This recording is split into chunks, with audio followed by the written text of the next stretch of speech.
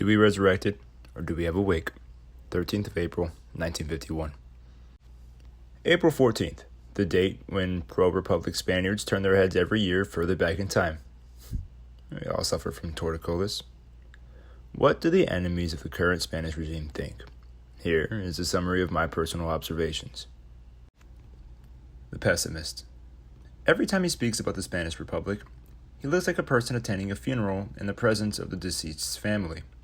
When the family of the deceased is out of sight, and on the pretext that they are burying their grief, some mourners have a great time drinking and telling colorful jokes.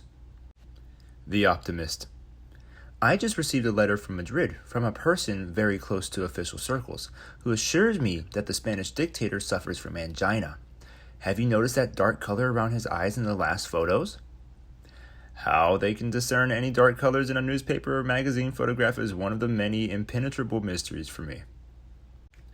The revolutionary of verbal action, of course. He sees us in a meeting and calls us with a lot of secrecy to a corner of the room.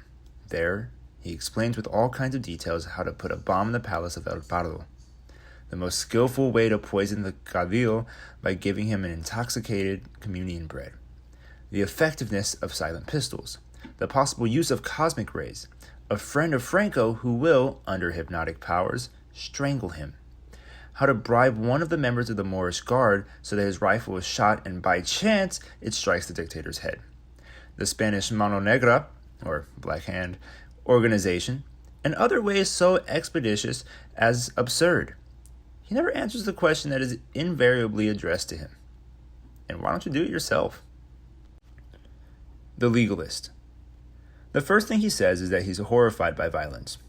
It's never a woman who says it.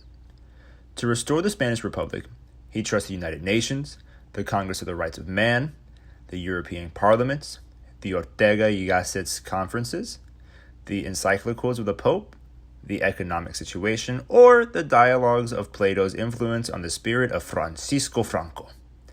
He pleads for us to calm down, to be calm. And indeed, he exercises his calmness even when he speaks. He's been practicing such serenity for 11 years, and thus, he hardly moves.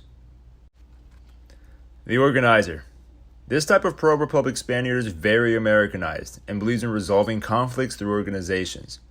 As the only means of restoring the Republic, he's in favor of creating the Intellectuals in Exile Association, the Manual Workers Pro-Republic Society, the Daughters of Agustina de Aragon, the Spanish Tigers Club, the Anti-Franco Union, the Patriotic Poets Group, the Spanish Dyspeptics First Congress, the Arms Collectors Voluntaries, Franco Enemies Incorporated, Immediate Republican Action, the Revolutionaries via Correspondence, and so on.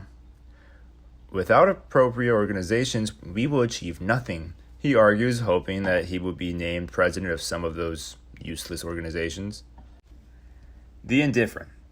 His philosophy is reflected in his usual phrase, "Damn Franco, but please do not bother me. I have better things to do." And in effect, he spends his days doing nothing.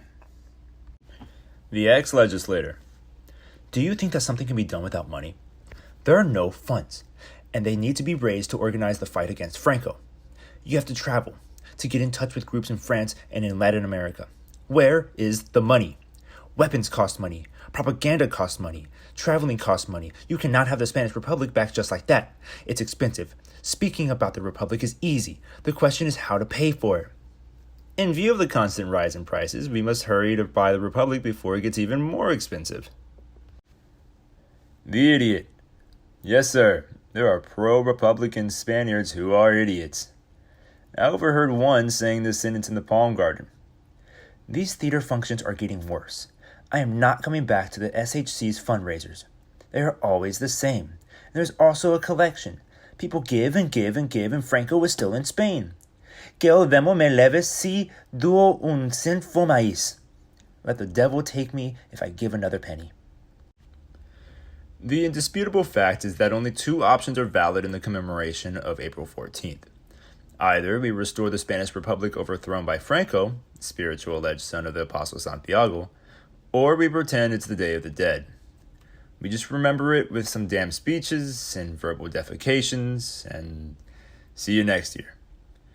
The Spanish Republic hasn't been restored simply because Spaniards haven't desired it enough, being too concerned with the consequences. Although the majority are not Catholic believers, they might think, if Jesus Christ resurrected himself on the third day, maybe on the least expected day of the Republic will do the same. There are thousands and thousands of bewildered Spaniards waiting for it to happen.